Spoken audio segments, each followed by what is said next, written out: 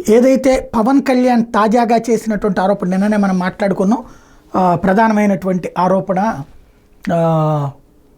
ఎర్రచందనం, నేపాల్లో దొరికినటువంటి ఎర్రచందనం అన్నటువంటిది పెద్దిరెడ్డి మిథున్ రెడ్డిలకు సంబంధించింది అని చేసినటువంటి ఆరోపణల మీద వైఎస్ఆర్ కాంగ్రెస్ పార్టీ స్పందించింది. గడికోట శ్రీకాంత్ రెడ్డి మాజీ వైఎస్ఆర్ కాంగ్రెస్ పార్టీ విప్ కీలక వ్యాఖ్యలు చేశారు.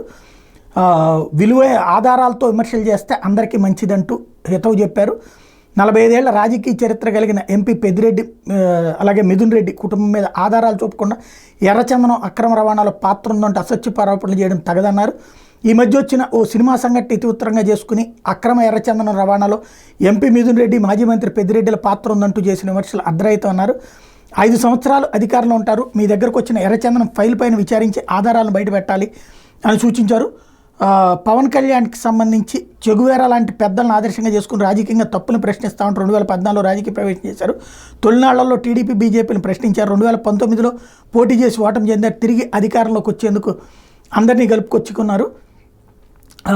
డిప్యూటీ సీఎంగా హుందాగా స్వీకరించాలి ఏదైనా రాజకీయాలకు సంబంధించినటువంటి అంశాలు. ఎర్రచందనం అక్రమ రవాణాలో ఆరోపణలు ఆధారాలతో నిరూపిస్తే రాజకీయాల నుంచి శాశ్వతంగా వైదొలుగుతానని ఎంపీ చేసినటువంటి సవాల్ని డిప్యూటీ సీఎం హుందాగా స్వీకరించాలి. ఇది మిథున్ రెడ్డితో పాటుగా తాను కూడా రాజకీయ సన్యాసం చేస్తాను ఒకవేళ కనుక నిరూపిస్తే అనేది శ్రీకాంత్ రెడ్డి చేసినటువంటి వ్యాఖ్య.